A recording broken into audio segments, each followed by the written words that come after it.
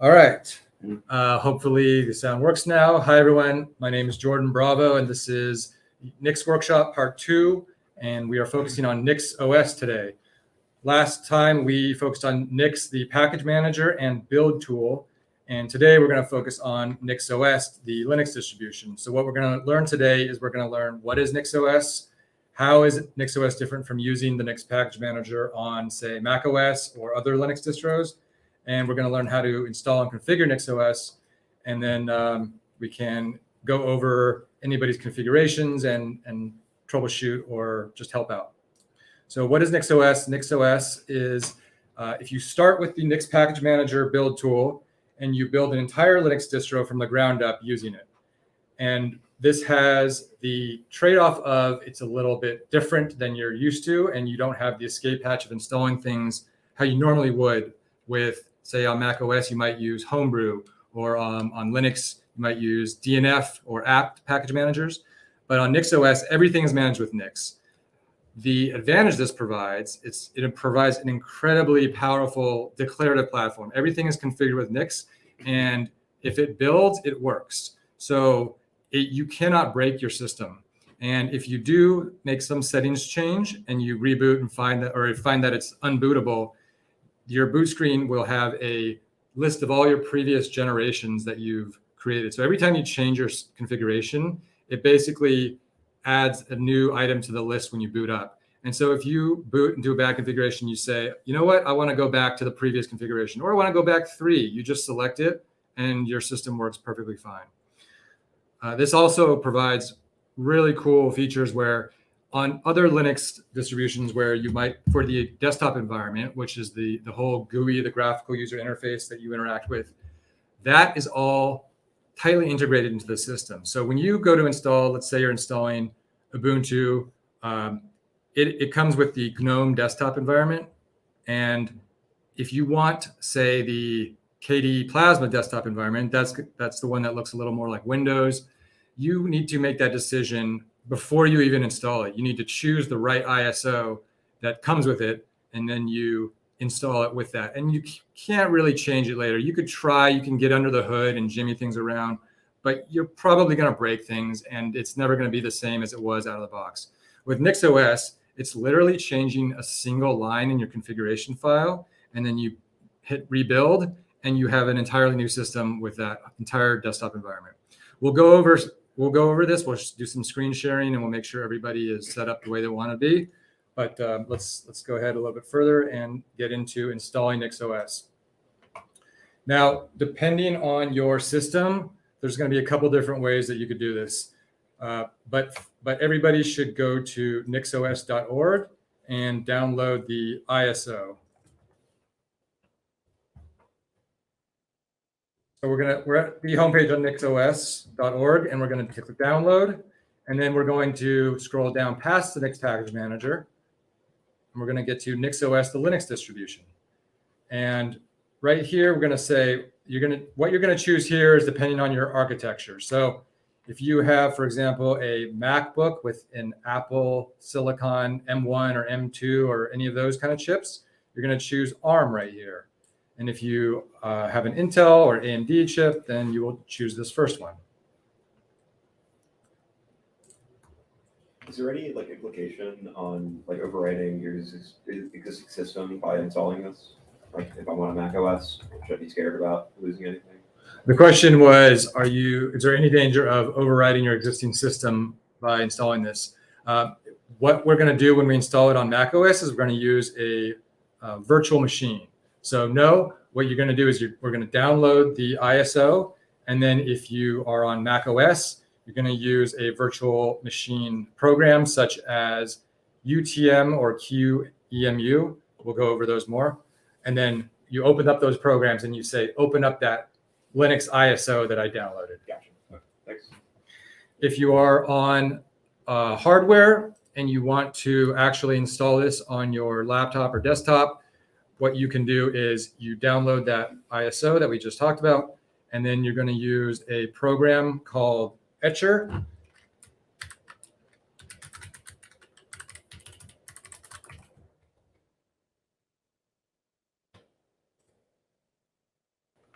You're going to download Etcher, and then it's a very simple process. You select the image, you browse to where you downloaded that file, and you click flash, and it will flash that to the USB drive. Then you simply reboot and boot into that USB drive, and you'll be prompted with the NixOS graphical installer. Any questions so far? Yeah, I mean, it seems like very similar to the process of like dual booting, just like getting any weird operating system on your laptop. Yep.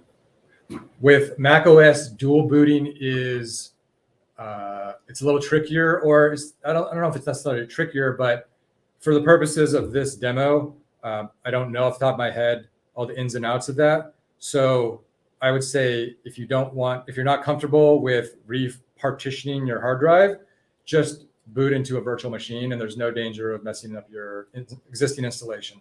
Okay. Your UTM is just going to open up in like a window. It's just going to like run like an application on your computer. Sweet. Yeah, but like using like Etcher, I remember from.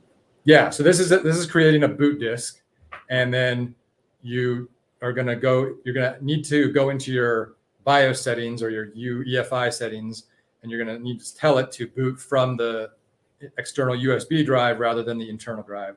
And then you'll just follow the graphical installer instructions from there. And when it gets to the section where you see where it's telling you where to install it, you would simply say, create a separate partition or overwrite the current partition. And obviously, if you don't want to lose your existing data, do not overwrite. Noted. The question from online, does Nix include a base hypervisor? So are you asking me, once you're installed in Nix, once you have NixOS installed, can you run like KVM, for example?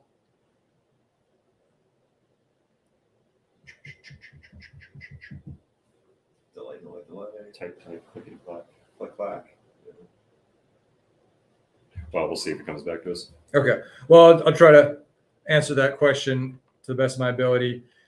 Yes. So once NixOS is installed and you open up your configuration file, there are a myriad of options that you can look at the wiki for reference, the documentation. But one of those options is just enabling virtualization. So yes, you would have KVM.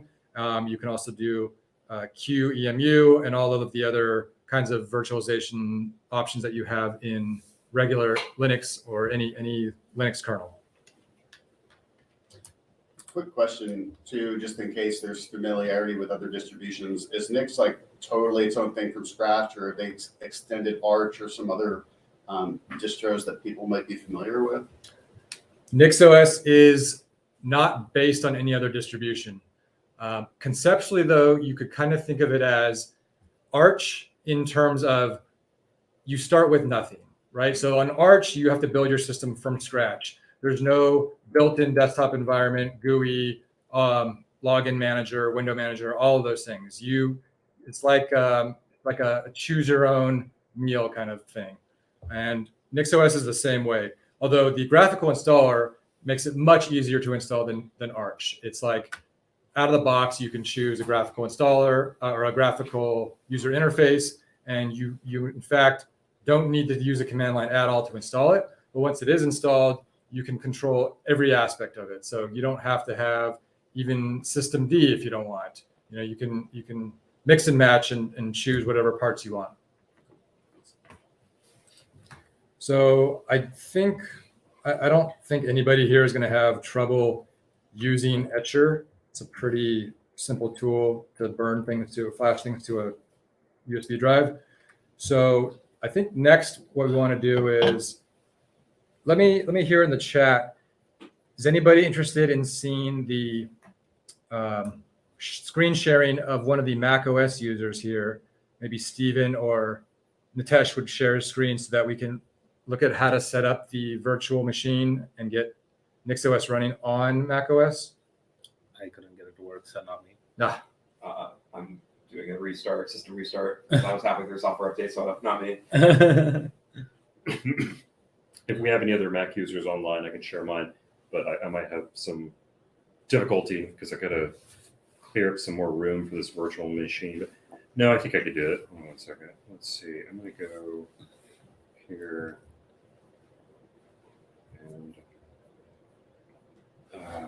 this could probably go.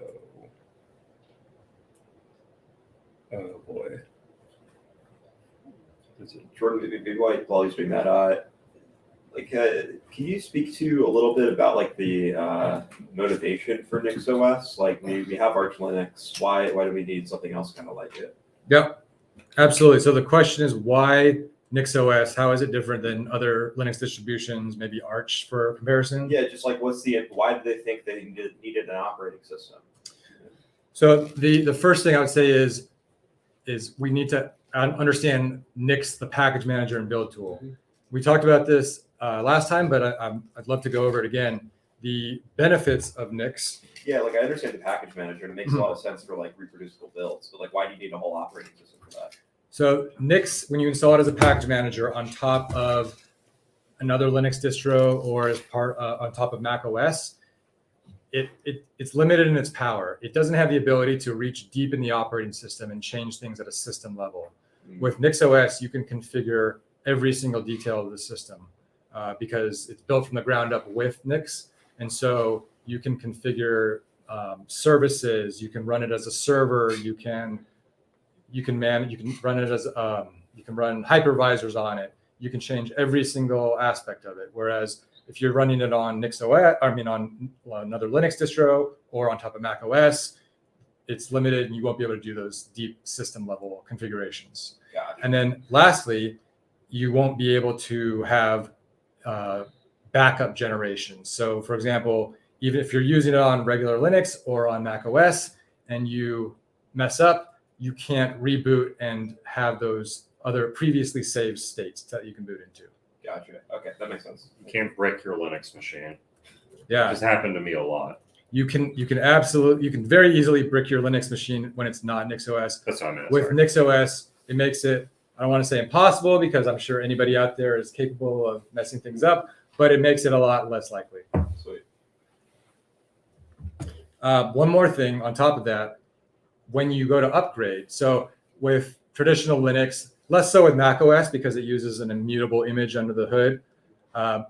But a lot of times you might have a Linux distro and then you go to upgrade to the next big version and it messes something up in the upgrade process. And you either have to completely reinstall or it's just something is off. With NixOS, that doesn't happen. You can literally it's like toggling a switch and you can go to the next one. You can go back if you want to. It's interesting. It's like everything's like an atomic operation. Exactly. There's no happen state. Yeah, it is an atomic operation. That's how they describe it. Cool. Do they use the AB root partition to achieve that, you know? They use so AB root. There's kind of the one that's active and then the one that you're booting into, right? Other one. So you could think of it as A through Z through infinity root. You can have as many different backup generations as you want. Do you know, is that just curious, but is it file system snapshots to achieve that? The way it achieves that, and we'll look at this a little bit on the screen share so that the visual is more clear.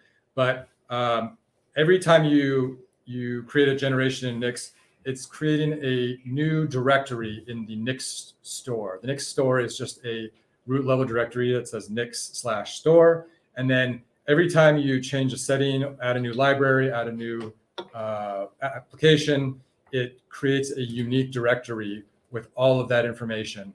And then it points to that. And so if it tries to point to it and it doesn't work, it just points to the previous one. Okay.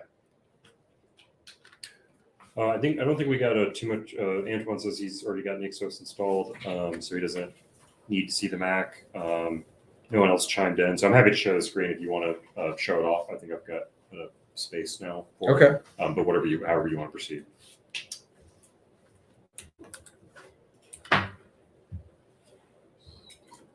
I think it would be helpful to show the installation process, Okay. even though it's pretty self-explanatory because it's just a graphical installer and you're just clicking next essentially. But if possible, I'd say let's spend a couple minutes trying to get that working. And if not, we can always move on. Okay. So you want me to share maybe the UTM one? Yes. And okay, it looks like we have it up there. Okay. Cool. So there are two programs that I know of on Mac OS ARM chips that allow for emulation of other operating systems. There's UTM, and that I'll show the website here. Oh wait, am I still sharing or need to share? No, but well, maybe, hold on, I'll switch back to you. There you go. So what was it? UTM Yeah. Mac dot, there it is. Mac.utm, getutm.app, and go ahead and download that, install it. It's pretty self-explanatory. And then actually, Stephen, I'm going to go right back to your screen so we can see. Okay. Yeah, so I had already installed the server one before we started streaming. Okay, so let me get back to window. All right, I'm here. Okay, cool. So let's learn as we go, because I don't know UTM off the top of my head, but let's create a new virtual machine. Yeah, so I did before. Virtualize. And so, like, one thing we talked about in the room before this was that, like, I downloaded the NixOS GNOME for the ARM architecture. So because of that, I can choose virtualize in UTM. But maybe if you have the wrong architecture, I guess you need to emulate. Okay. So we're gonna select the image I just downloaded. Is that right, Jordan? Yes. Bridge mode works. What? Oh, they use the bridge mode. Okay, NixOS GNOME 64 Linux ISO. I'll open that. Continue. Okay. Yep. And then Give it however much memory you can spare. That's probably about what I got right now. And the default CPU cores. Yep, that default should be fine. Specify the size of the drive. So I don't have that much, but it said 10 minimum earlier. So why don't I just say like 16? See where that gets us. Hopefully. I could just, this will be a test NixOS thing for me anyway. Okay. So try that. Okay. I think this is if you want a directory on your Mac to be like mountable or something like that inside. Yeah. I'm not going to worry about that for now. I don't need No, you don't need to worry about that. Okay. If I continue, I'm going to call this NixOS test 1. Anything else you think I need to change here? Everything else should be default. Okay. Wait. Let me see if there's any network related stuff there. Image, operating system, storage, CPU, RAM, system, architecture, engine. Nope. Okay. So hit save. And now I have a big play button just inviting me to play it as if it were a YouTube stream. I'll play it. It's a nice clean arrow icon they have. Yeah, triangles, man. Let me make sure. Oh, it's interesting. It's a different window on a machine, so they're not seeing it. So you know what? I'm just going to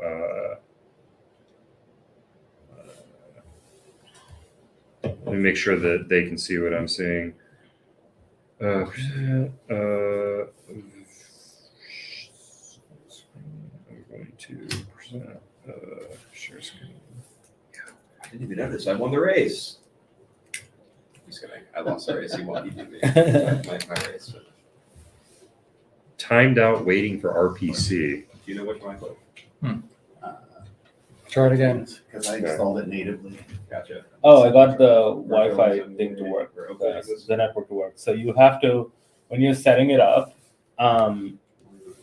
there is a checkbox, like at the very beginning, when you like pick the ISO and click next, there's a checkbox that says open settings or something like that. And then you have to switch the network mode to bridged. Okay. Stephen, you want to try running through that with Nitesh's suggestion? Yeah, let me just get the whole thing. Sure, I'm sorry.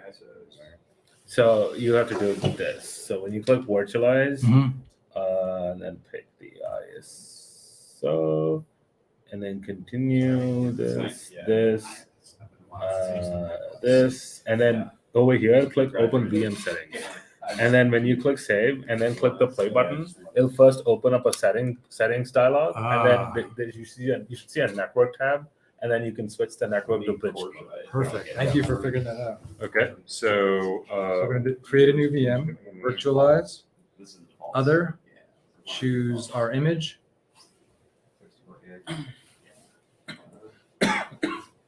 Continue, however much space, continue, I mean, And then this time, check open VM settings, So like when I'm doing mobile development, when it's running, but Okay. that's right save. now. And then That's it. Yeah, now go to network now we're going to network, and then switch it to bridged mode. Oh, this is. Which should shared be network, Okay. bridged. bridged. That's it. And Or save. I'm And then thinking save. Linux OS and stuff. No. Boom. All right, Yeah, booting the give it kernel. a click. Let's see what happens.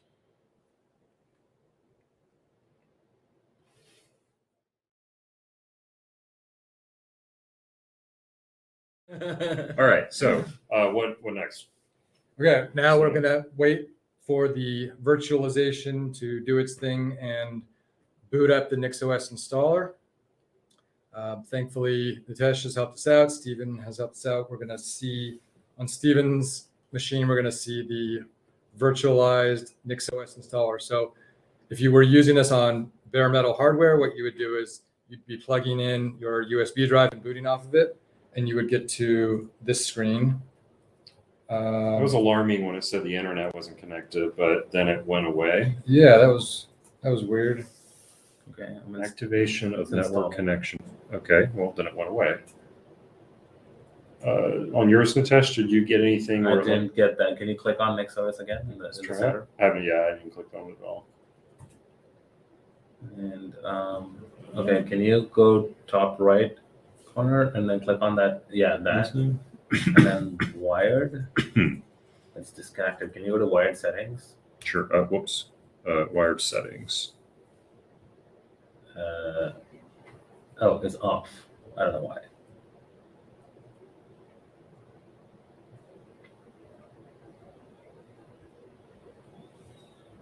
Huh. Okay. Well, that seems good. Maybe you just X out of here. It's supposed to say connected. Connecting.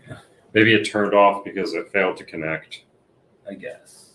I don't know. I have not experienced that Good, issue. drill down into here and see some stuff.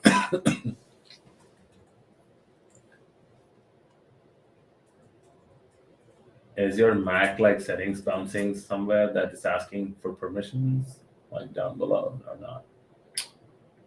I was wondering that, but I don't.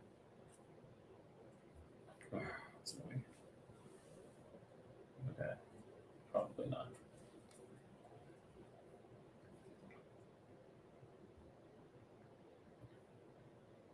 Can you go to your Mac settings? Okay. No, this is nothing weird. Yeah, can you scroll down on privacy and security? Yeah. I was looking here for networking earlier, Okay. but I didn't see anything that jumped Okay. out at me. Yeah, I didn't have that issue. Mine just said connected. Well, maybe I should try it again. I don't know.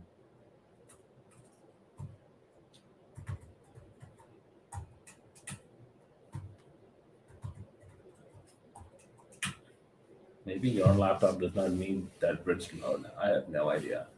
Well, we can try without it. Let's see. Wonder if I should delete this VM and just start over. Yeah, you're technically supposed to get a delete button. Maybe you have to shut it down. Yeah, that makes sense. Okay.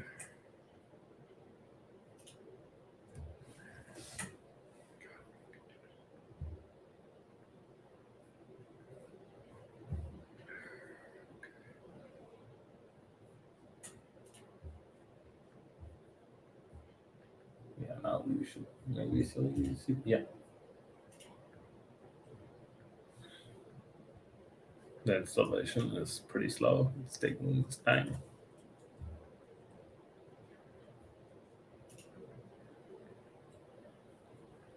Yeah, for anybody who's virtualizing it, keep in mind that VMs are always going to be a little slower than bare metal. NixOS test. Okay, I'm going to do the VM settings just in case we need it. This was network. I think we did shared network. Shared is default. I switched to bridge. There's also these emulated network cards. I did not change that. Okay, I just so left the way it is. we'll just go. You're on an M1, is that right? Yeah. So we should have the same network card. Right. Okay, well, I'll just try it on shared this time, and we'll see what happens. All right.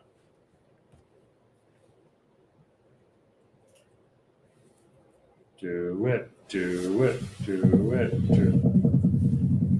Okay, so we'll just let it do its thing, or I'll hit it. Yeah. Yep. Booting Linux kernel. Oh yeah. I like how this inception we have going.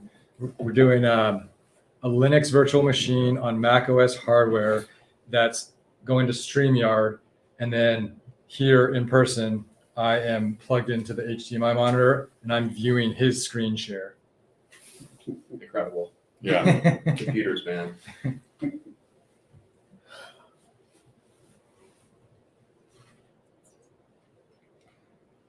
Maybe the irony is I'm done and you can't watch my screen when I was installing it to my hardware, but it was a direct to the disk. Oh yeah, we should have. It's working great. Should have had your screen shared.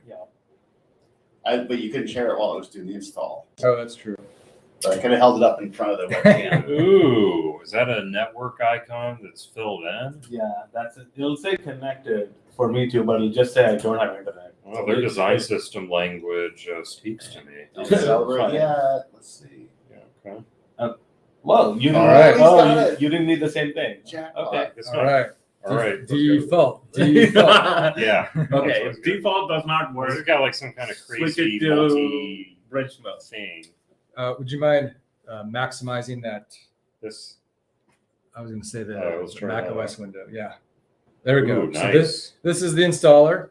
It's going to be very simple, graphical, next button kind of thing. Let me hit the next button. Yep. Okay, that's good. There's just a mistake here. This says New York in the time zone. It should be the Atlanta time zone. Gotcha. You should file a pull request. Yeah. Okay. English US default. Yeah, looks legitimate. Okay. I had a question on this screen. Yeah. That it asks for your username, but then below it asks for the administrative account.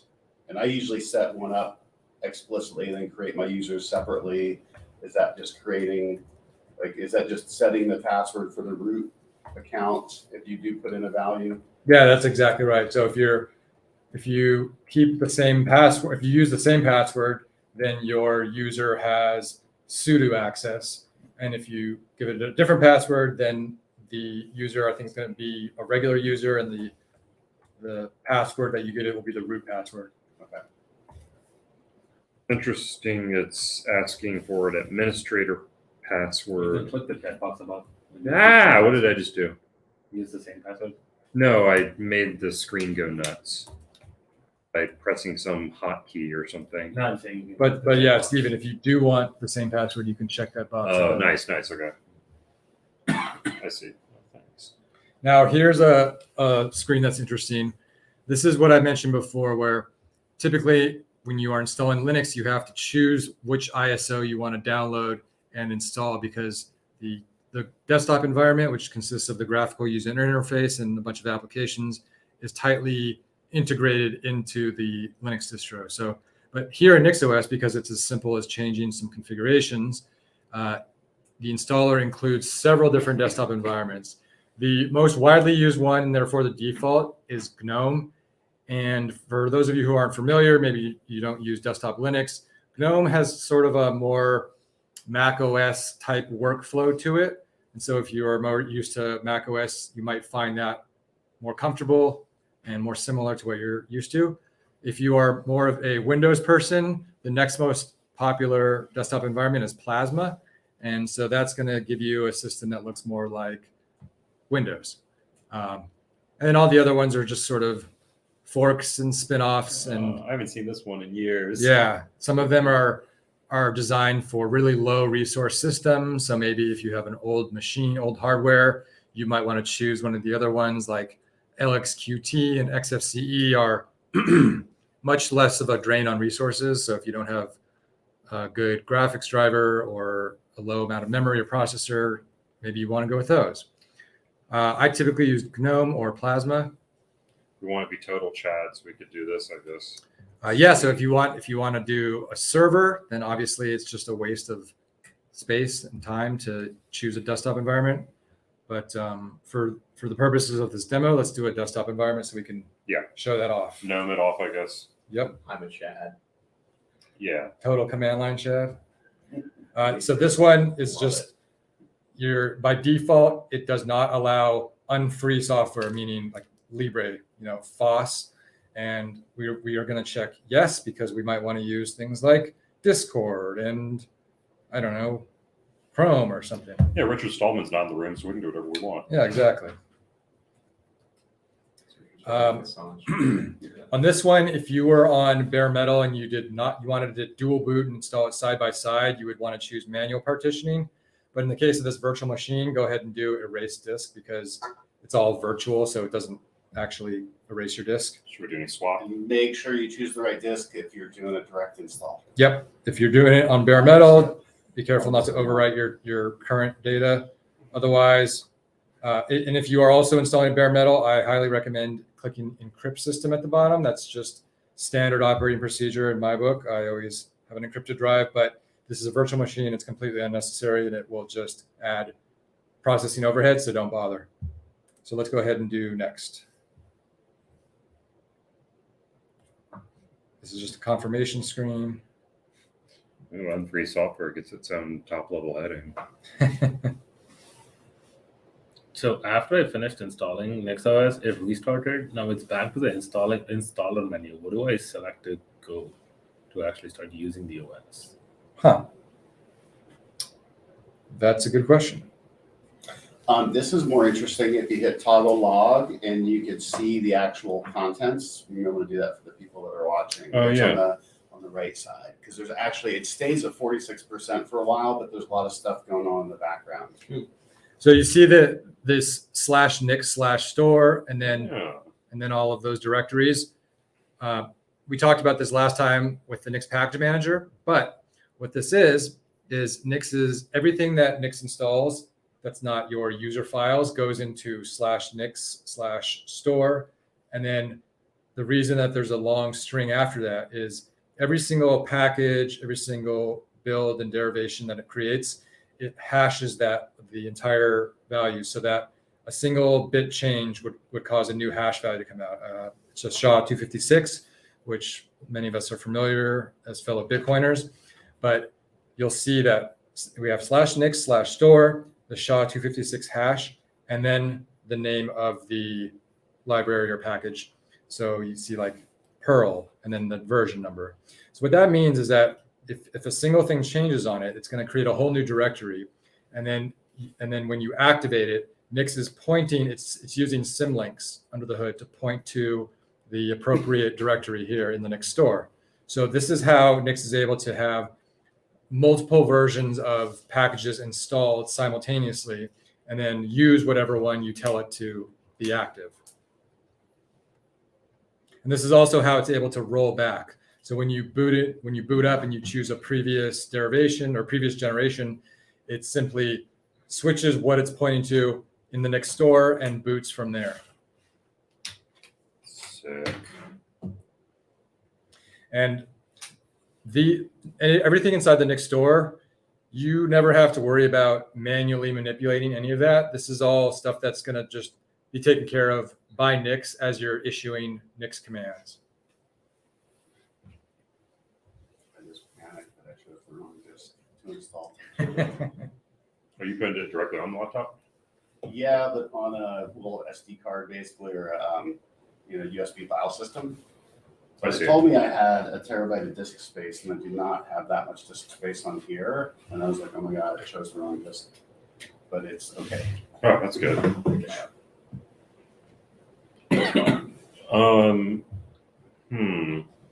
I'm a little alarmed though that Natesha's just goes back to the install screen.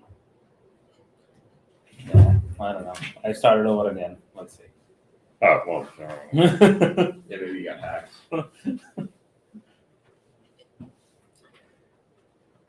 So Alex, you are currently up and running in NixOS with no GUI? Yep. All right, cool. Maybe for the purposes of the demo, we'll would you mind screen sharing? Sure. How do I do that? Give us a second when we get you the link. Yeah, I'm trying to look up tutorials about how to do what you're doing or what you're talking about, like on this. Like there's not a ton of, or I found like a couple blog posts about like setting up a minimal configuration. Yeah, so here's where the workshop is important. Up until now, we've been doing non-NixOS stuff, just trying to get emulators working. But here's where I'm going to inject my opinionated tutorial, which is we're going to do things a certain way. And that way is the new CLI or the new API for Nix, and it's called Nix Flakes. Sweet. And we're going to look specifically at how to set it up with that because it's to me and many others is the way forward, and the old interface is kind of being deprecated. The documentation is terrible. The official documentation is terrible, but there's a lot of good third-party resources out there, and I'm going to link and share those. Sweet. So I just sent you a link on Signal to our studio. Amen. And then Antoine is agreeing wholeheartedly that flakes are the way. Should I?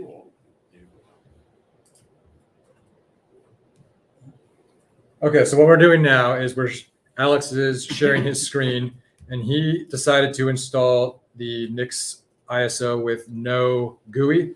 So he's at the command line. That's perfectly fine. But we can even show how easy it is to enable a GUI later. So Alex, what we're going to do is navigate to /etc/Nix and do a ls and show us what's in there. Oh, you already did. I'm sorry. It's /etc/NixOS. Thank you. And now you see your configuration.nix. Interestingly, if you go back real quick, we only have the configuration.nix. If this were installed on bare metal hardware, you would also see another file called hardware configuration.nix, and that is going to be automatically generated. You don't need to mess with it, but it's just good to be aware of it. So please open up that file for editing. And wow, interesting.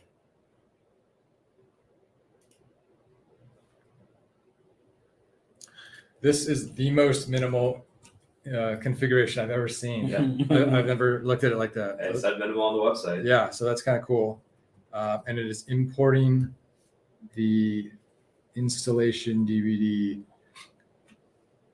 Huh. Installation CD. CD, yeah.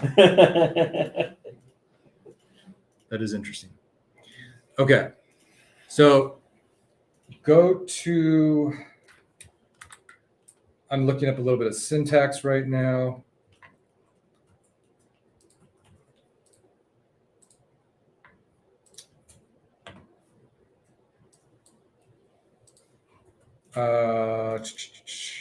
Okay, Alex, go ahead and type. I want you to add a couple of things, Alex. Yep. I want you to add this line here. One. Okay. Where? This is going to be inside the braces. So yeah, right there. Okay. And then I want you to add. Oops. Add this whole section. Environment, system packages. I'll make it bigger. Equals with pkgs. You can skip this line with the hash in front of it. That's just a comment.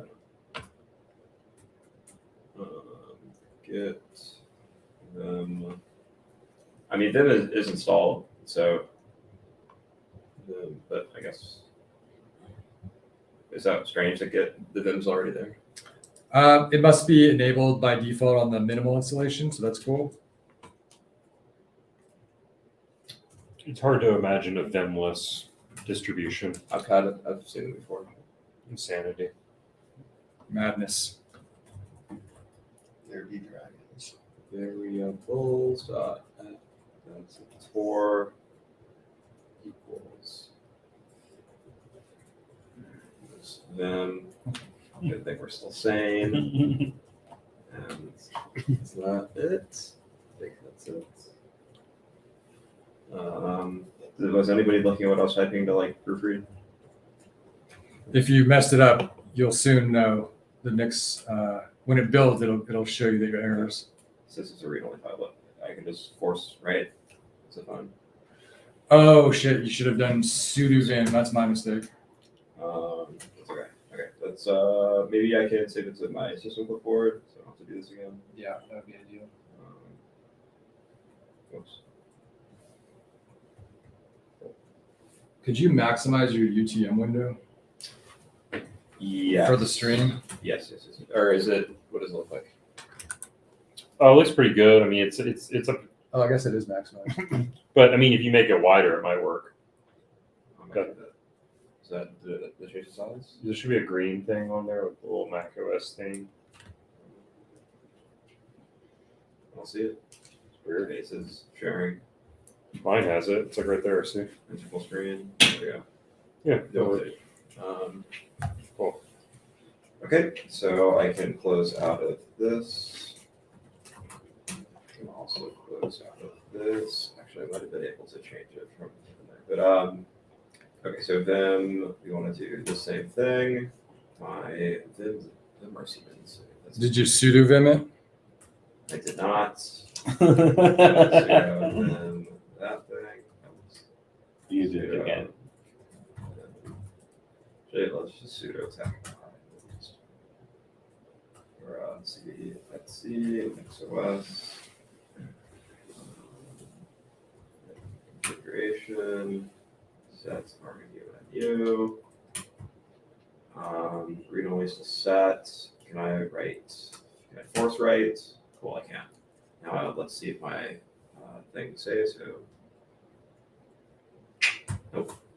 Nothing can register. Yeah, no. So I have to type it again. That's okay. Would you mind pulling it up again? Next dot setting. No. Environment dot system. If you want, I can paste this in the I chat. can't access my outer system clipboard either. So So you're gonna want everything here.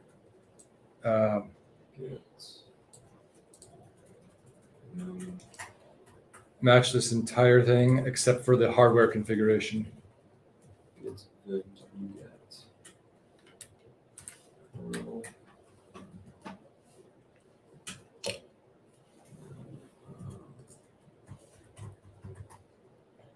Equals dot editor equals.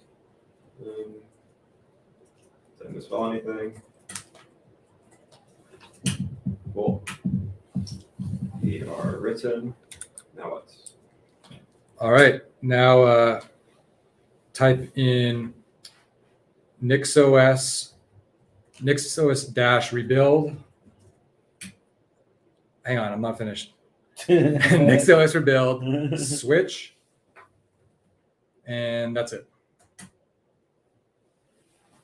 So what it's doing now, it's building your configuration, and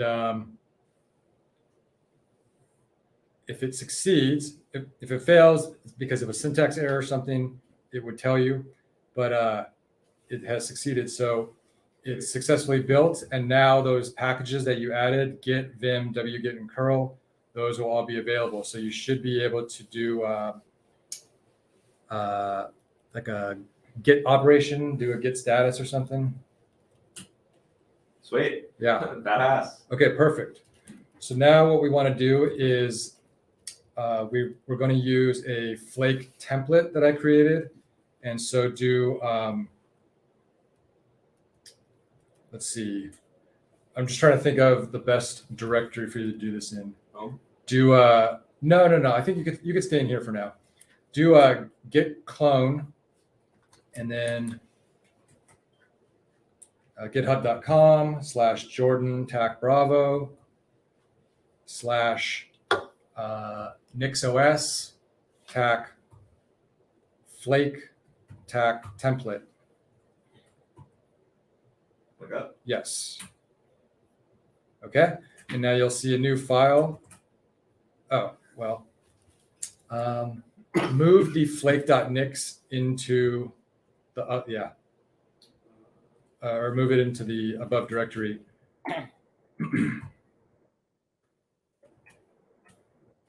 And then go ahead and you can trash that empty directory. Okay, now go ahead and open up flake.nix. Let's do it through them. Yes. Do I need the environment open anymore? A single window should be fine. Okay, so there's a lot of comments in here, but if you were to take out the comments, it's actually a very simple file. And what this is going to do, I want to point out a couple of things here. The inputs is you're going to see two top level objects. There's inputs and outputs.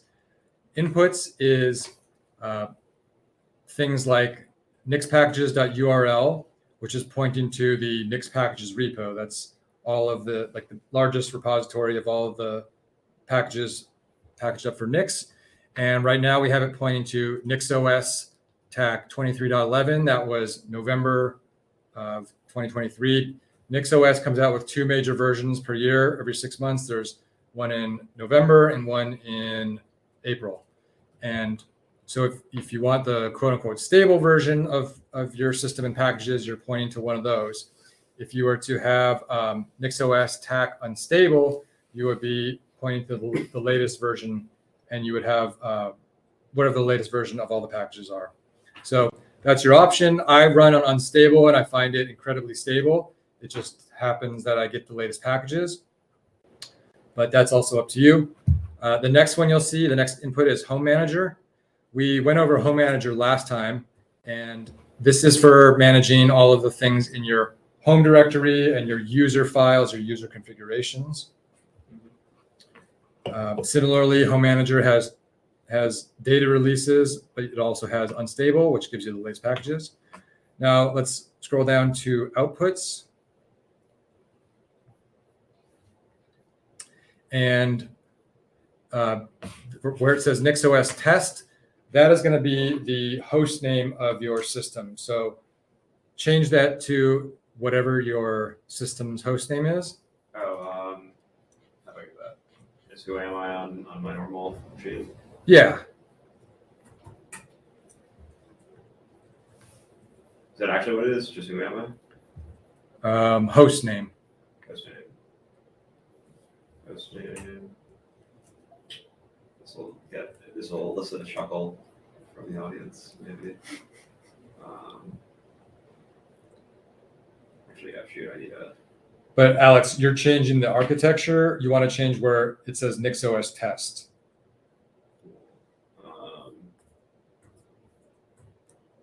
NixOS test. Just this ring. Everything inside the quotes, change it to whatever your host name is.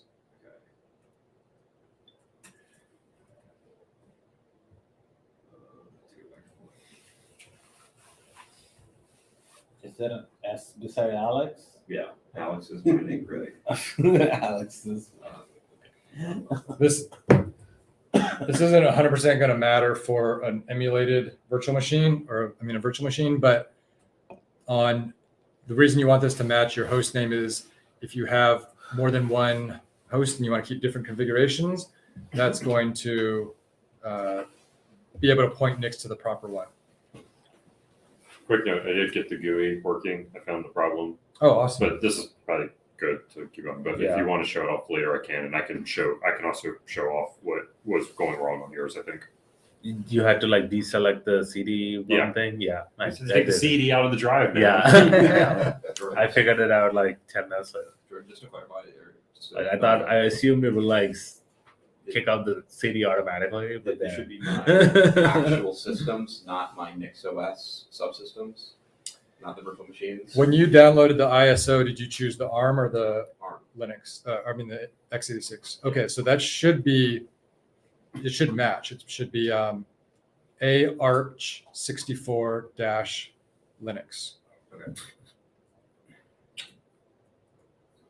Arch? Just There's an extra A in front of it, which it's ARM architecture 64, TAC Linux. Yep. Cool. And there's also, it's worth noting that there's also one for Mac OS architecture, and it would say TAC Darwin. cool. All right. So Can I ask a more important question? yes. In the GUI, how do I put something on the desktop as a shortcut? Uh, The super key. you can just that select- that is an anti-pattern, and I am not going to condone it. Okay, Alex, For both. go ahead and scroll down past those So comments, blank, I can't see anything. and you'll notice that you have modules equals, and then there's a list of things that it's importing, and it's importing our configuration.nix in the same directory. Cool. So go ahead and save and close that. Or should I just open another tab? And then you're going to run the command we did last time, nixos tac rebuild space switch. And what it's doing now is it's using that flake.nix. So I talked about this a little bit last time. Flake.nix is going to be at the root of your configuration. Also, if you're doing a dev environment with Nix, it'll be at the root of the repository. And we got an error message. Yeah, the Arch. Oh, I see it. Okay, let's go back into it. I bet you the virtual machine is actually simulating the x86 architecture. So go back into your flake.nix and change that architecture back to x86_64. It was something else before that. You sure about that? Yeah, it was. And then TAC Linux Okay. x86. 64. Wait, yeah, 64. Attack Linux. Maybe, Yeah. Maybe this is it. That should work. Okay, let's see what happens.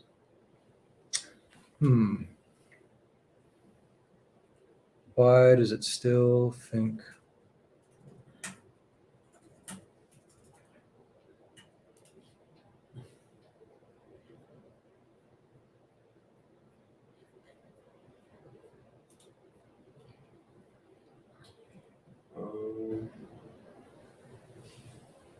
Sure, we got the name right.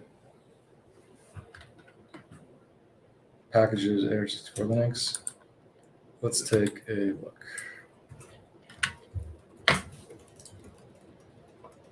Let me take a look at my configuration.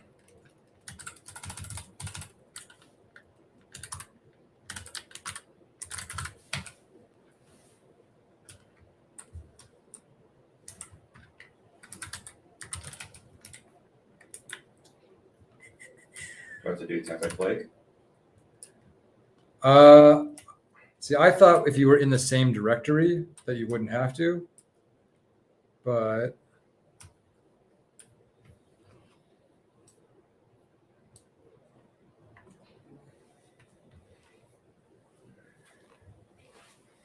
all right, we're doing some live debugging. Let's pull up some documentation. Top of your head, do you know where the MRC is? Do I what? Do you know where the MRC is? It should be in the home directory, Oh, okay. the usual spot. Slash. Home.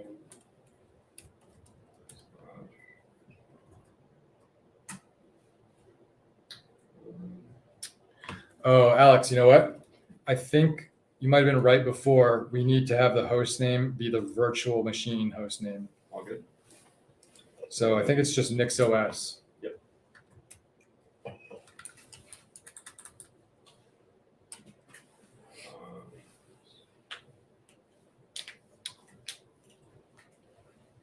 Just like that.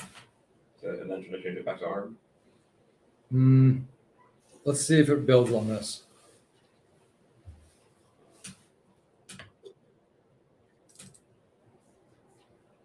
Cool. This is error. I know, but it's something new. Oh, yeah. I was getting that with my install. Uh-huh. I didn't want to interrupt, but You're getting I getting don't- something similar?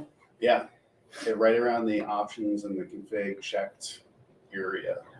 So I don't know if it's something upstream that's goofed or. Something, yeah, sec. What is sec? CQ. Okay. Alex, in your configuration.nix, get rid of the import that you currently have. Oh, okay. Comment out the Where's this .hardware/hardware config? the imports. Just get rid of the whole line, or just the contents? Just hash. You before might want the imports later. that. Just put a hash before the import statement. I Yeah. guess.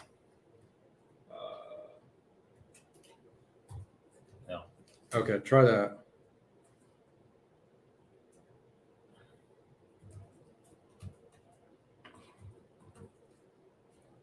Cannot look up. Still trying to look that up. I think you didn't do sudo, so it failed. Oh no, it did fail. Never mind. Hey, Edison. Okay. Bang. There we go. Go Knicks. Let's freaking go. Look at that. It's flying. Good Knicks. So now ooh, got an error. Uh-oh. Actually, this is Linux. Oh, you got. So now, yeah, we do need to switch over the architecture. Sweet. What's the right thing? ARC64. Arch 64 Linux. Like that? Yeah. Bang.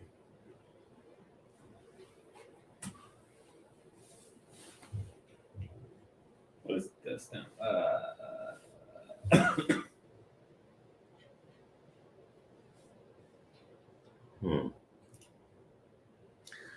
Alex, I'm gonna have to abandon you for a little bit. It's okay. I know it was a lost cause. Let's Stephen, if you don't mind switching over to your screen. Yeah, sure. Let's take a look at the graphical installer where everything is nice and friendly. Yeah. Okay. Now, what I want to do, hold on a second.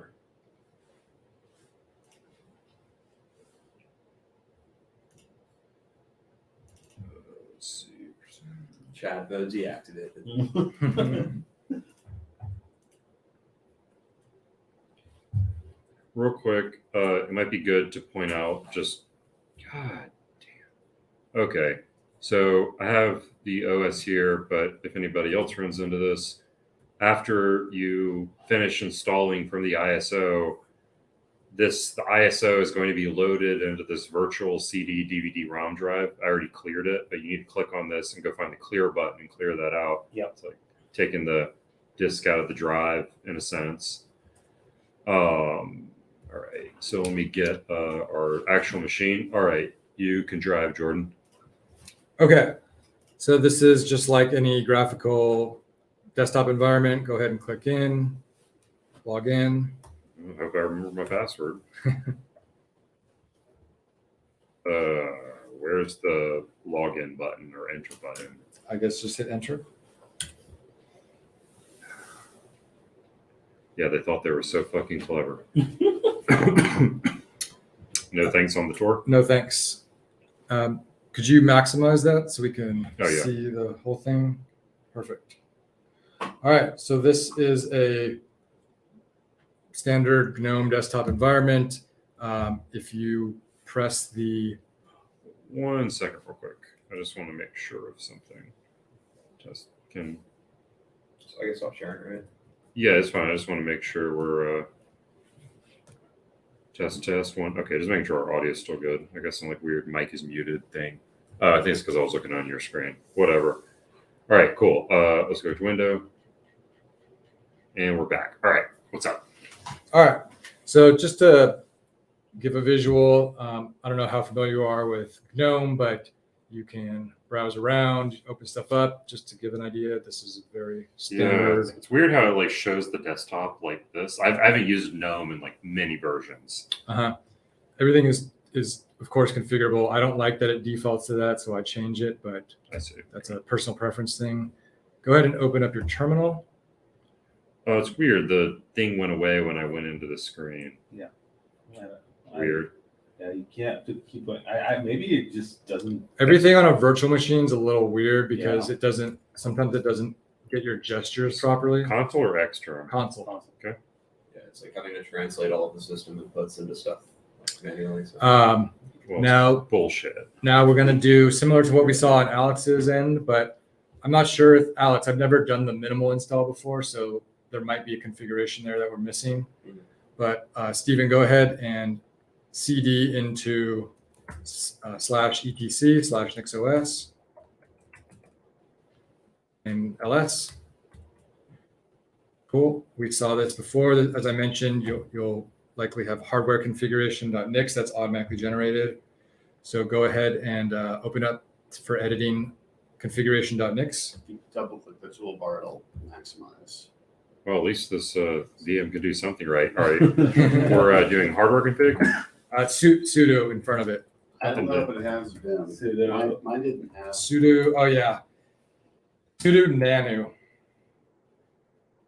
Nano. Oh, okay. Hold on one second. Oh, Nano's the built-in. Yeah, nano is, so we were talking about a system that doesn't have Vim built in. By default, only nano is the only system package that's installed in NixOS. Then why did mine have it? Why did the minimal install have it? I don't know. I think they figure if you're doing the minimal install, you're a total Chad and you must have Vim. Yeah, fair enough. let me just test something real quick here. Nice, it worked. Okay. Okay. If you do Control Shift minus, it will zoom out or decrease. No? You want less space? Oh, there it is. There's a graphical one. Yeah, I was just going to say, Tell me when. Just 100%. that's probably, is that too small for people? Too small. Yeah, Okay. one A more little bit bigger. I'll do like 140 maybe. Yeah, that's fine. Bigger even if you can. All right, that's good. That's good. Cool. Okay, so I did Control Shift something or the other, and you want me to search for some? No, let's just start at the top and scroll down. This is the default auto-generated configuration.nix. Okay. So we already saw some of this stuff, but this is we have the boot stuff, the file system stuff. So it's supposed to be in the hardware configuration? Is this hardware This configuration? is hardware. I asked configuration. him. Oh, yeah. Somebody I thought said that. No, my mistake. We want to be editing configuration.nix. Hardware configuration will be completely auto-generated, and then it's imported there.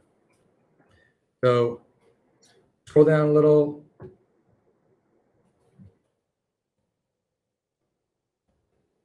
What if we change the time zone to America's line? American/Atlanta? Yeah. Could try it. See what goes there. Keep going, keep going.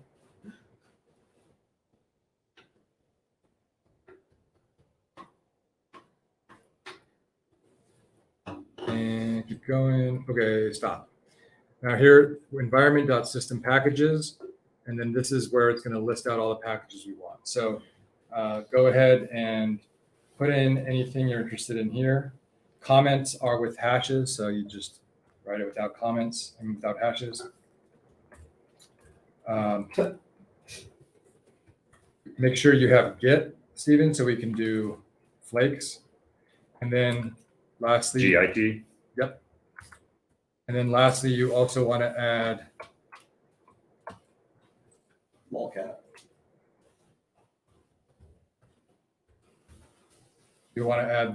this line right here. And it goes underneath imports. It will go anywhere inside these open curly braces. So like you'll see at the top, there's Yeah. Okay, I see what you mean. So just that should work. right here. Okay. So we are going to not import. We're going to do nix.settings.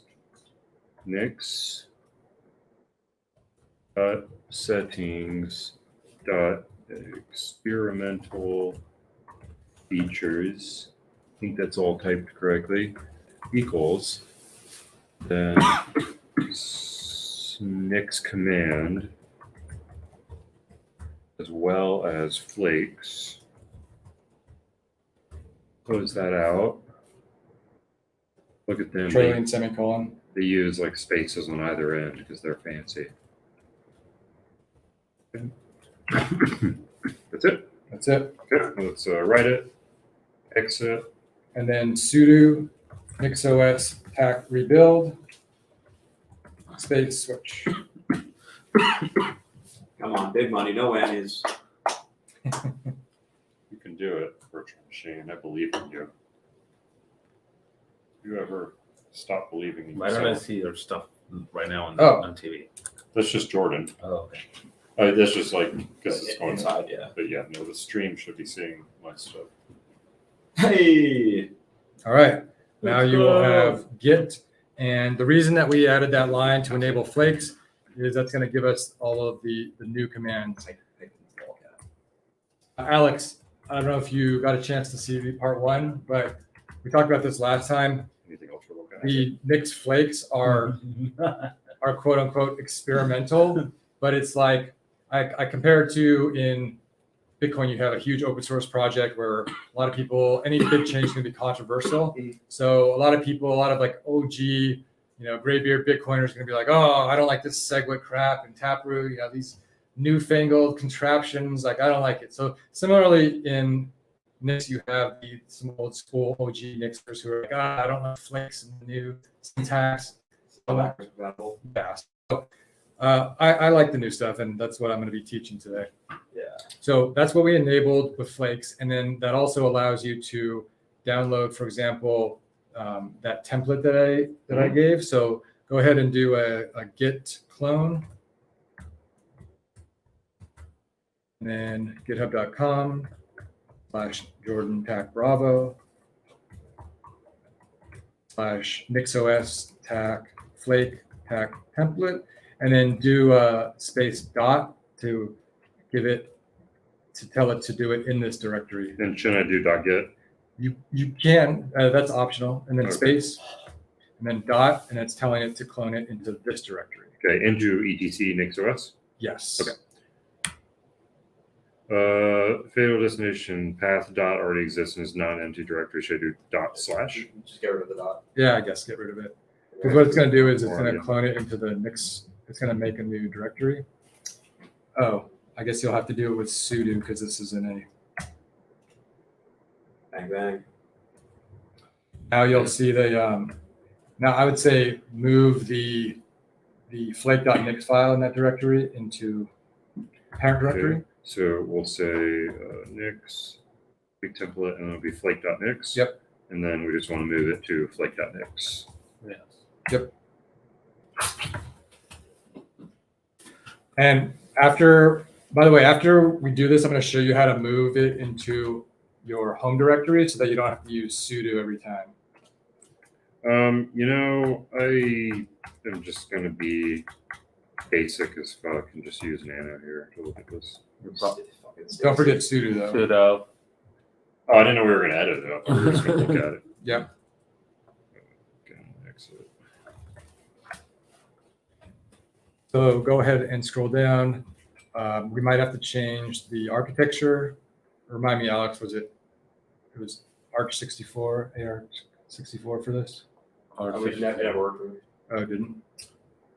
But mine, I did download the ARM architecture ISO file and I hit virtualize, so it should be. Okay, try replacing x86 64 with Arch64 Tac Linux. Written. And then scroll down and see if there's anything else you want to change. Okay, tell me how fast or slow you want me to go. Just make a note that modules is importing your configuration.mix. Oh, the other file we worked on earlier. Yep. And now let's see if that'll rebuild. Okay. It's gonna, hit up over and over and over again. There we go. Sudo nixos rebuild switch. Yep. Cool. Just do like sudo rebuilds or sudo like ni and then hit up and then it goes straight to it. Could also do up caret and the exact number of prior commands that it was. So you did if it was 16 commands back. Error, flake path, etc. NixOS does not provide attribute packages. .arch Linux. There's NixOS. no Arch Linux stuff for NixOS. There definitely is. Should we just get on Chat GPT and be like, hey, if I'm using Nick, trying to make a fucking flake.nix on ARM, Mac M1 chip, Mhm. what should I put in the architecture? Try changing. Yeah, we could do that next, but I would say before we ask ChatGPT, try changing the Linux word to Darwin. Oh yeah, good call. Okay, let's see what we got here. There are basically 4 architectures that you'll see in Nix packages. There's x86-64 Linux, x86-64 Darwin, and then AR64 Linux, AR64 Darwin. I could have sworn I just changed it. Let's see. Did I fail to save it? Maybe. Oh, that's Yes. Yep, it's saved. Huh.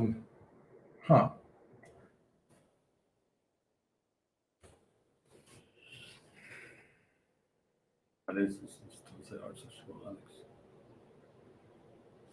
Let's see. I don't know. Does when you say something with nano, does it actually like write it immediately? Yeah, sure. I mean, let's verify this.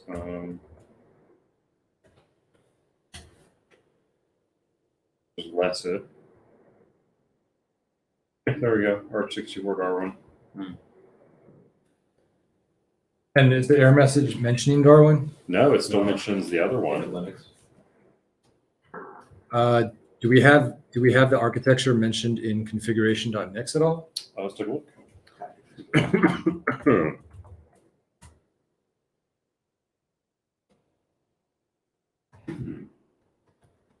You do slash and then type whatever you're looking for. That's something Ben command. It's on less as well. It's on list as well.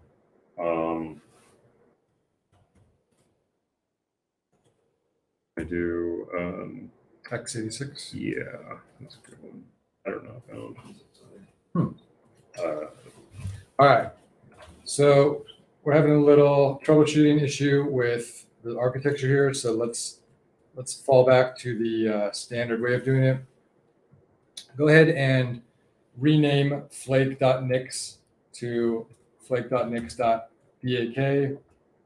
or whatever, just something to rename it and say we'll deal with it later. Hold on 1 second. I'm just curious. It's flake.lock. I was just like wondering if there was like a file name conflict.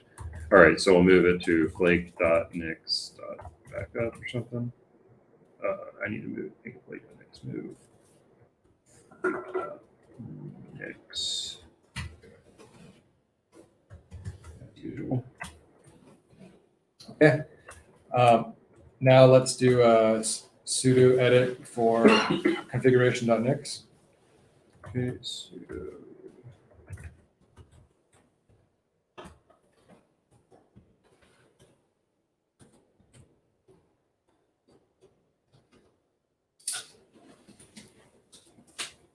And let's go down to the system packages.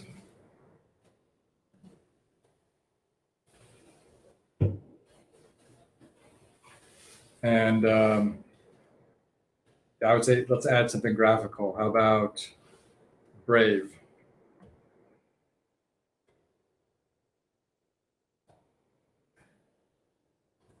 Just like that, just Brave. Yep. And go ahead and keep this open when you save it and just switch to your other tab to rebuild it. So let's see, what was it? It was Sudo NixOS rebuild. Did you do write bang, like :w bang? I just wrote it. Do :w bang for read-only files. You need to overwrite something. So :w bang. I think it's written. Yeah, I mean, it said it was written. Okay. The bang it. Gotta overwrite it. Banging Nix configs. let's see. Oh, maybe I should have Ex- banged it. Scroll up a little bit on that That's all. I error want to bang. message. I almost want to bang it. There is. Somebody said x86. Packages x86. Is that what you want? Okay, let's take a look. Scroll to the top of this Yeah. message. Oh, dude, it's fucking being weird. Packages Brave. Oh, okay. Let's try. What's happening right now is Brave is maybe not available for ARM64. Try like Chromium or some like easier browser. Steven, go ahead and open up your browser outside of the. What did I do? Just for people watching who may not be familiar from last time, open up search.nixos.org. Okay, let's see. Search.nixos.org. And then type in Brave. If you click on Brave, it will show, click on NixOS configuration, and it will show platforms. Yes. So it's only available for x86 Linux. So let's try something else. Alex suggested Chromium. Well, let's try Google Chromium. Yeah, there you go. That's Arch64. Which Arch64 Linux. think is our. Yeah, we think that'll work. So just ungoogle.chromium. Yes. Okay. Packages dot. Yeah, ungoogle-chromium. The packages is destructured outside of the list. Please switch the screen on the TV.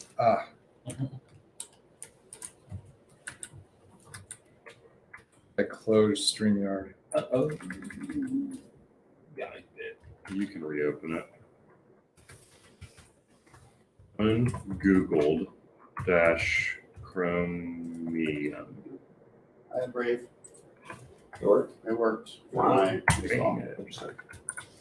He has a x86 64. So now I'm going to go and try and sudo nix replug switch again.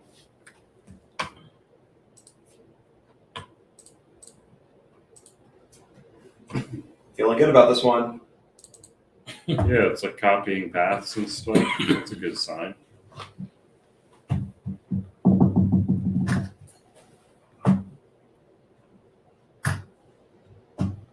No. So quiet, you could hear a pin drop. You can hear the you can hear the packages building.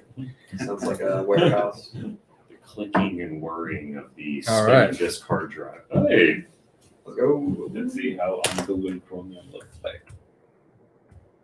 yeah, can I just like do that now? Maybe it's just Chromium.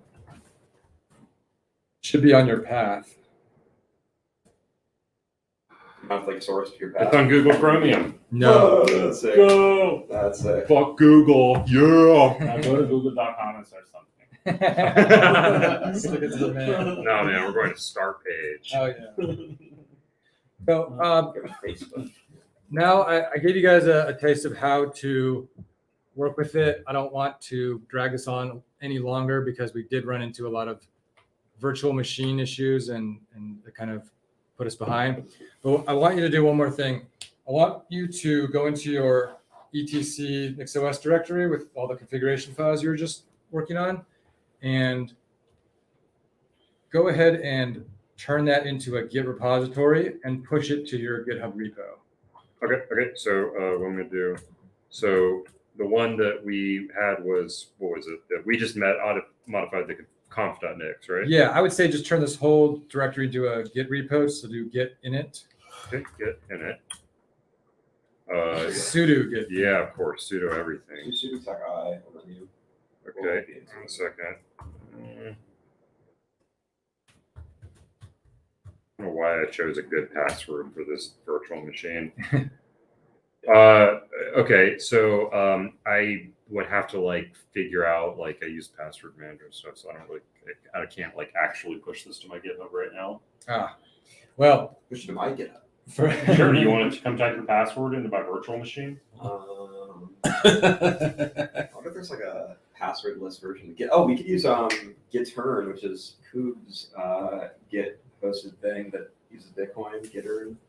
Oh, okay. Well, in any case, I recommend pushing this to your own repository and keeping track of it, since you did put in some effort today. You don't want to lose that work. Sure. And then in the future, we can either go over it personally, we could do another live stream, or you're always welcome to ask me questions. And then before we finish off, I want to point you all to some resources. Well, can we talk about this a little bit? Absolutely. Just so I understand it. So basically, what I would want to do, I mean, this is probably for anyone who knows Git. We can probably just talk through this one. Sure. So like the things that are important here that we did is we edited the configuration.nix, and under some circumstances we didn't get that to work, but in some circumstances you might also edit your flake.nix instead. So in this situation, I'm sorry, what's the difference between config.nix and flake.nix? flake.nix is the new way, right? Yeah, flake.nix is the new way. Flake.nix is going to hold one or more of your configurations. So let's say you have multiple machines, you would name them, laptop and desktop, and Okay. those would all be listed in your flake.nix. And then each of those is going to say import whatever file. And so it's in this case, it's importing configuration.nix. Okay. And you can have separate ones for different machines, Okay. or you can share them. So like on my setup, for example, I have most of my files, most of my configurations, I like to share across all my machines. Mhm. So I have them importing that same shared config. And then a couple of things I want them to have their own specifics. So I have their own files for that. So is your config pushed to your GitHub? Yes, Is it public? it is. So I could just clone it and then just Yeah. If you clone whatever my, the next command is, and then start Exactly. it'll just install all the software that you have. Okay. Yep. Okay. And so it sounds like you're saying that within a single flake.nix file, you can define different machines, different hosts. and so different hosts for that you're want to run this on.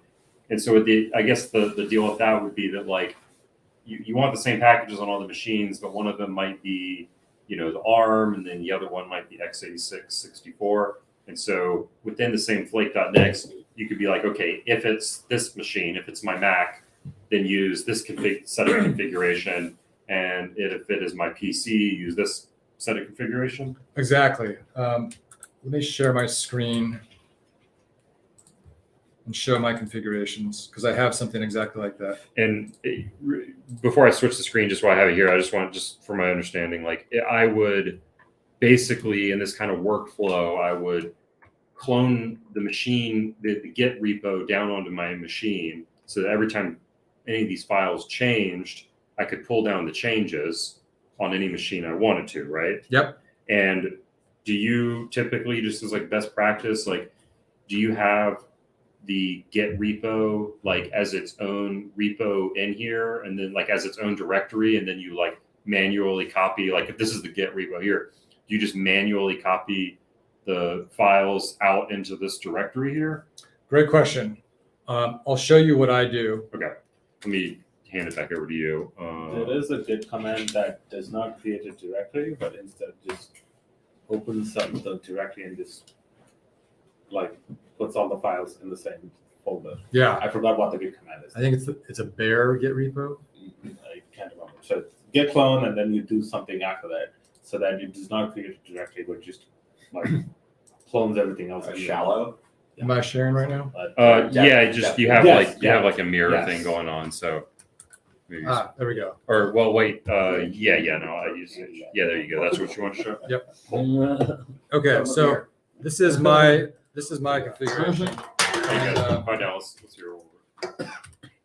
so I put my whole directory. This is a Git repo that I just have in my home.nix directory. So Can you make that a little bigger? yeah, let me cd home, and I'll show you. So my home directory, and then I have a directory called .nix. This can be called literally anything. I just called it .nix. And then cd into .nix. I'm going to list it out. You'll see it's a Git repo. I've got my flake.nix, and then I've got my README, and then I've got a directory for each of my machines, and then a shared directory. So this one that I'm on currently is called Tux. So if we open up the flake.nix, apparently it's already open somewhere. There it is. Okay, so this is my flake.nix. You'll see my inputs. I have several other inputs. I have my VS Code extensions, Darwin, which is all the macOS specific stuff, Home Manager. This is a graphic library thing for running on other Linux distros, Firefox add-ons, Android stuff, NeoVim, Python, and then down here is my outputs.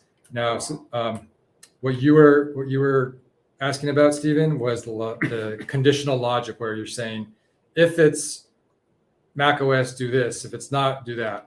And that's going to be in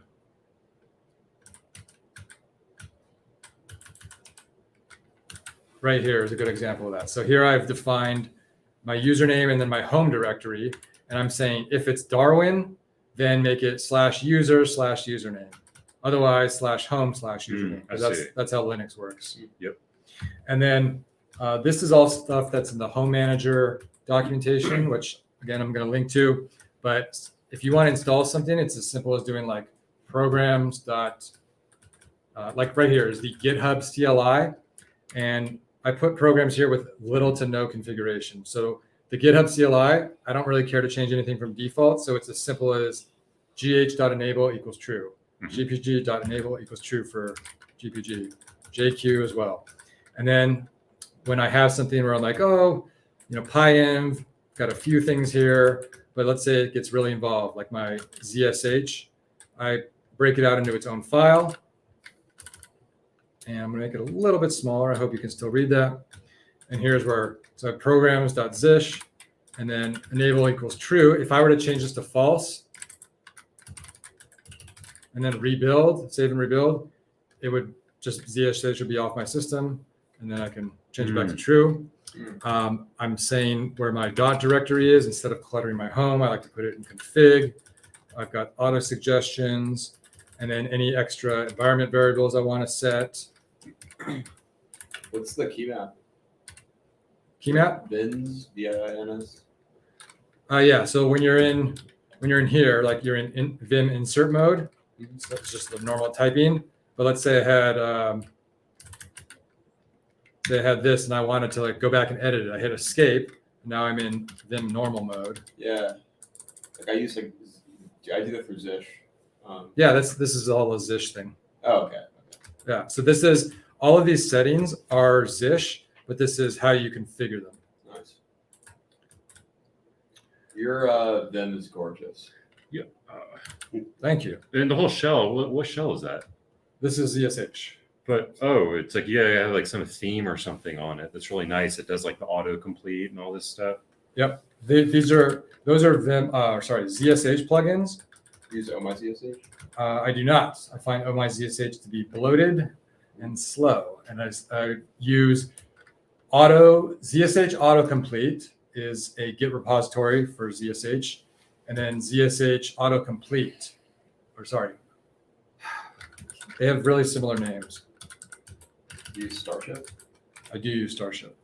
Starship is the thing that makes it beautiful. ZSH auto suggestions and ZSH autocomplete are two different things, but they do something similar. Nice. Starship is the prompt.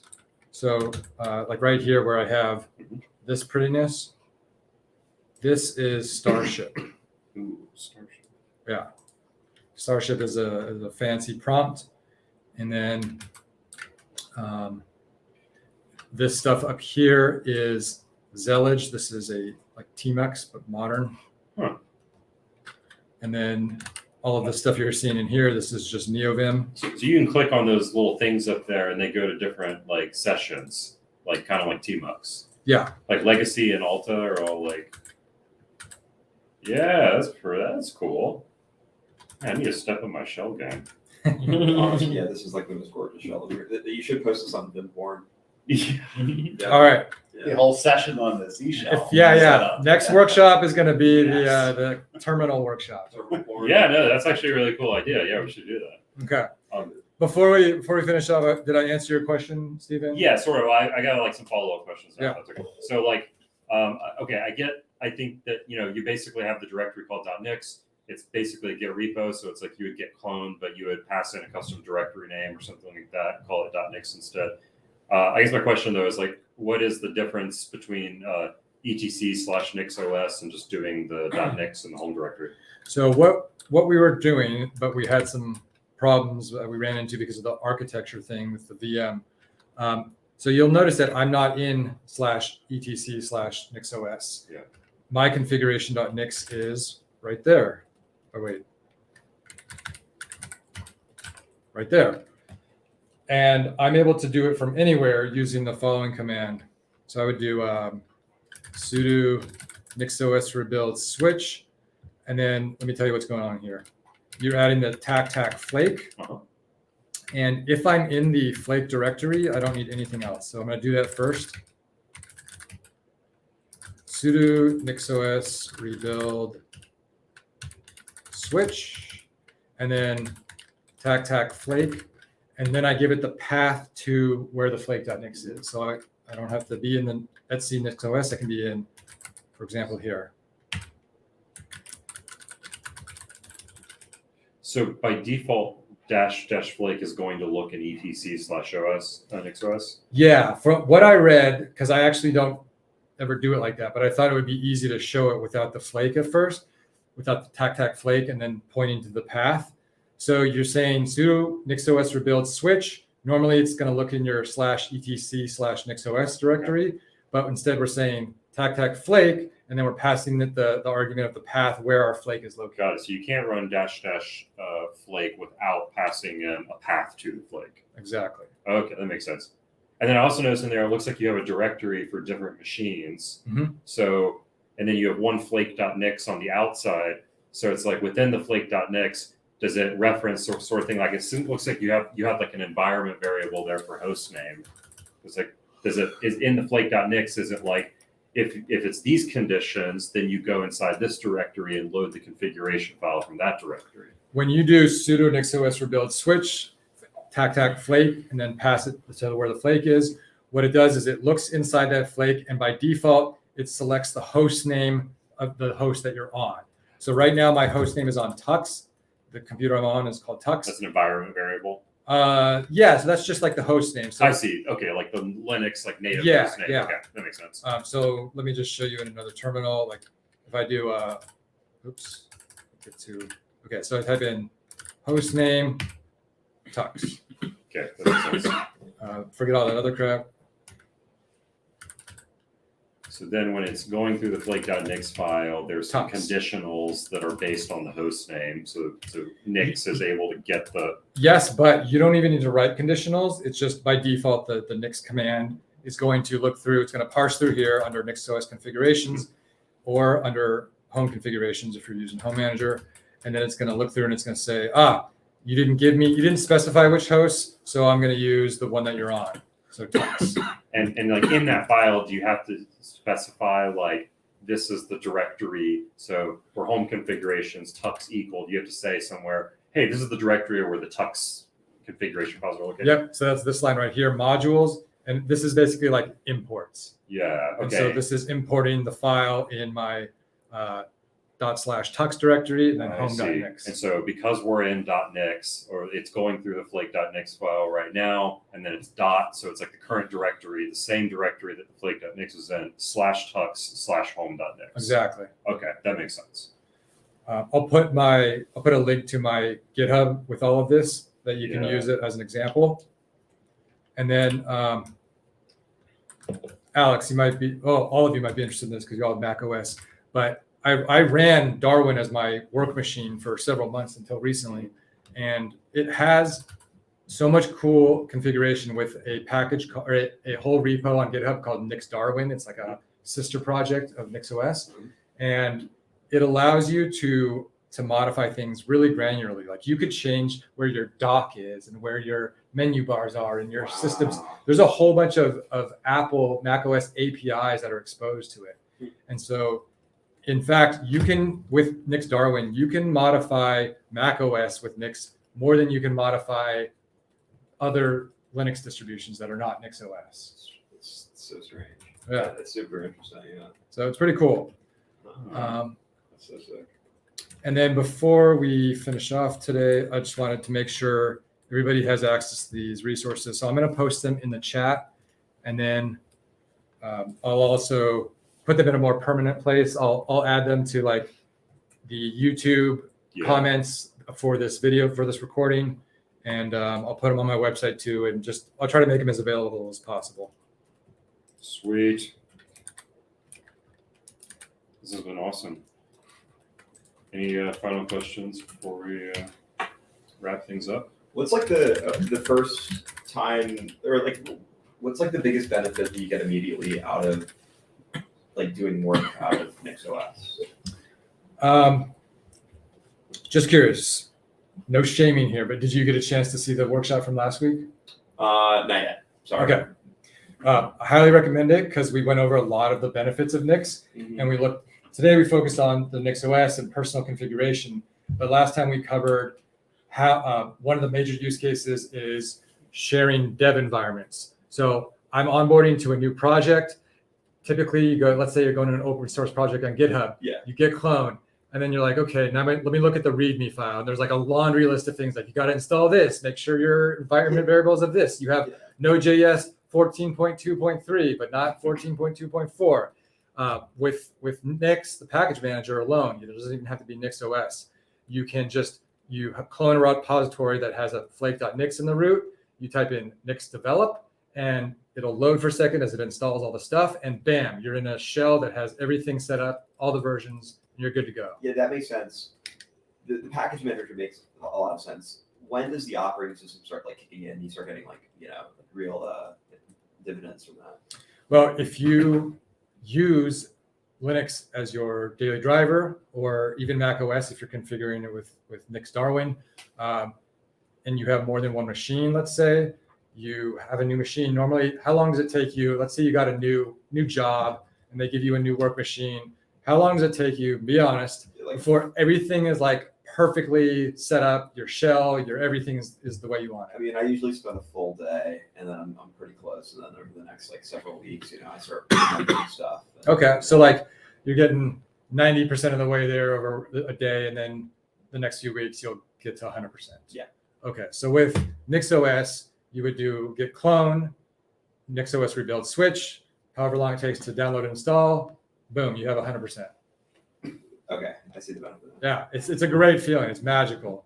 And then also when you have more than one machine and you're like, oh, I've been deving on my work machine a lot, and I installed all these new things. My terminal is perfect. But I go home and like, what was that thing? I don't remember the configuration. It's slightly different. Nope, you just get fetch, get pull, rebuild, same. That's cool. I mean, do you ever run into issues where like there's not a Nix version of something if you're on Nix OS?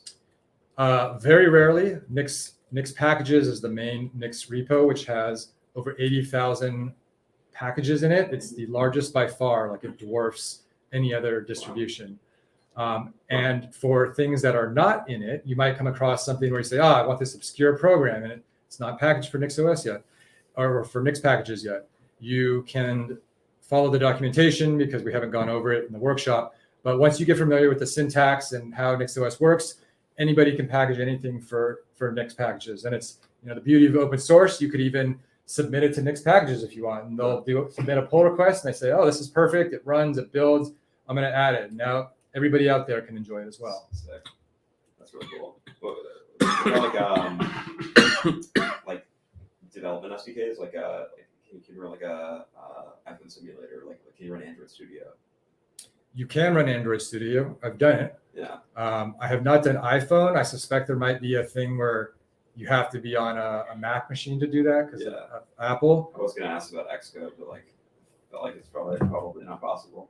Probably not. There's something, Darwin Xcode, Xcode Look, install. Codes. but no, install and update your Xcode. I think this is a command line tool to install and switch between multiple versions of Xcode. It looks almost like NVM, but for Xcode. So that seems like that might do it right there, because if this command line tool has the ability to install and switch multiple versions of Xcode. But perhaps it's with the package manager, not with the OS. Like, Yeah. like you could have the Nix package manager on a Mac. Sure. You can switch between using the software. Yeah, so it's not going to put it on it is cool. So it is on x86 Darwin and Arch64 Darwin. Yeah. So this is going to be on Darwin only. And I bet and it automatically, Nix OS would automatically install this Xcode installer package, but presumably you could automate, maybe in your repo you could automate the installation, like have some shell commands that execute that would run Xcodes to install a particular version. I don't know if it's exactly like as smooth as just raw nixing it, but it seems like it could be automated to some degree, perhaps. My guess, Alex, is that this is like outside of Nix OS or Nix at all. This is just a Apple not allowing Xcode to run or making it very difficult for you to develop on iOS outside of the Mac platform. I mean, these all say Apple's Xcode SDK. But click on them. Yeah. They- Well, Xcode. So like, there's like Xcode like development tools, but then there's like the Xcode IDE, which you need for mobile. Oh, okay, yeah. You never know. There might be some badass You can- hackers out there you that can manage to install pull it off. Yeah. You can install Xcode IDE with command line. Really? Yes. On like Mhm. Linux. On Linux, that I don't know. I don't No, but think on so. Mac there is a way to do it. On Mac there is a way. Like I've done it before. It effectively does the Oh, same whoops. thing. I think it's going to the App Store, but there's like. But you can Yeah, you yeah. can pick a specific version. In the App Store you cannot. Could you guys check to see if my message came through? You put it in the private chat. I put it in the public chat for you.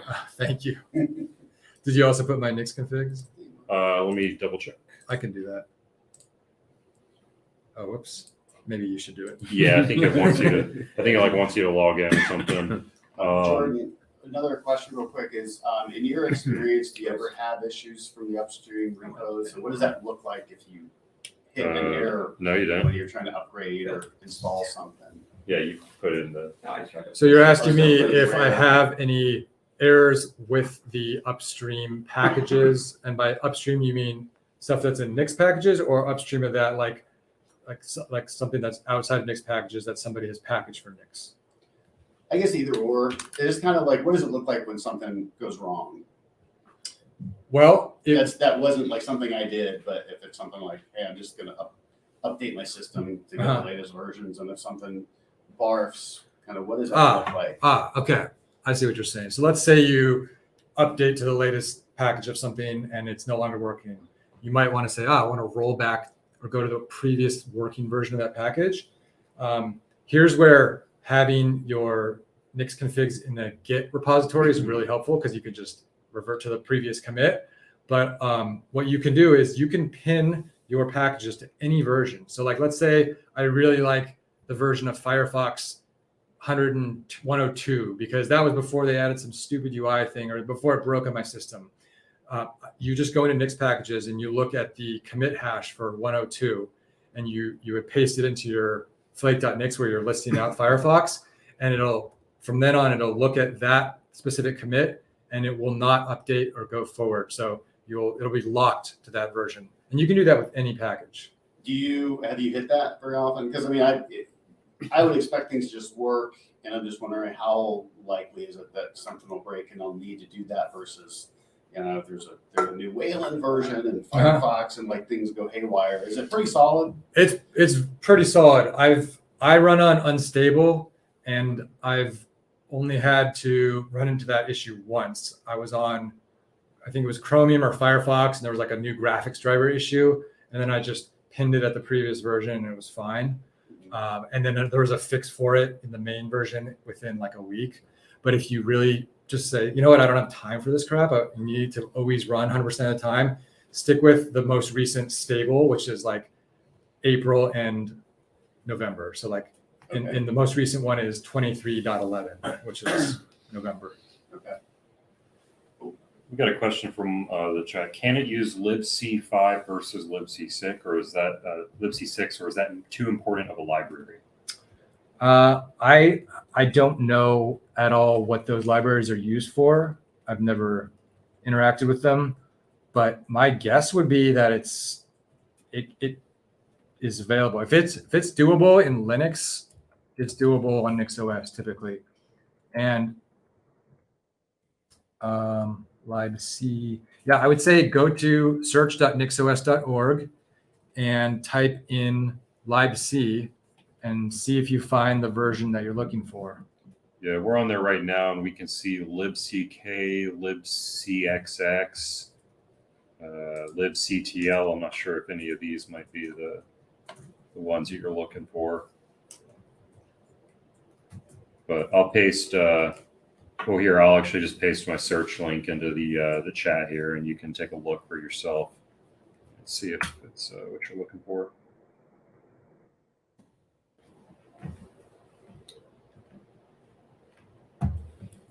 Any other questions?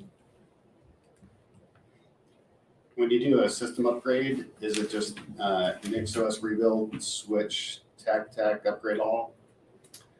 So the way you update is you can, by the way, you can automate this. You can go into settings and set auto update.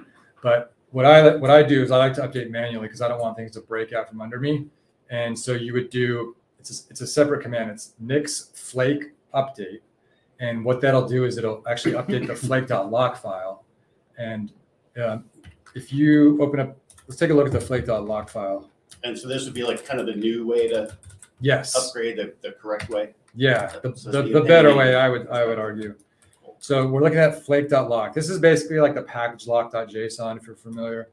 And it's going to show our different inputs, and then it's got the hash for them. So like, let's scroll down and say this Firefox add-ons, for example, and it's got the hash of it, and then it's got the commit. So this is actually, if I go onto GitHub and I go to like the specific commits, I could see one with this hash. And then, so that's what I can pin it to. And so unless I have auto update on, it's not going to update unless I specifically tell it. And I'm going to say nix flake update. I'm not going to do it right now because I don't want it to download and everything, but that would update all of them. And then if I want to update individual inputs, I would say nix flake lock, update input, and then I give it the one that I want. And if you start it and it doesn't finish, can you control C it and everything's fine? Yes, these are atomic operations. So if it fails to build, it doesn't mess up. It just stays on the previous one.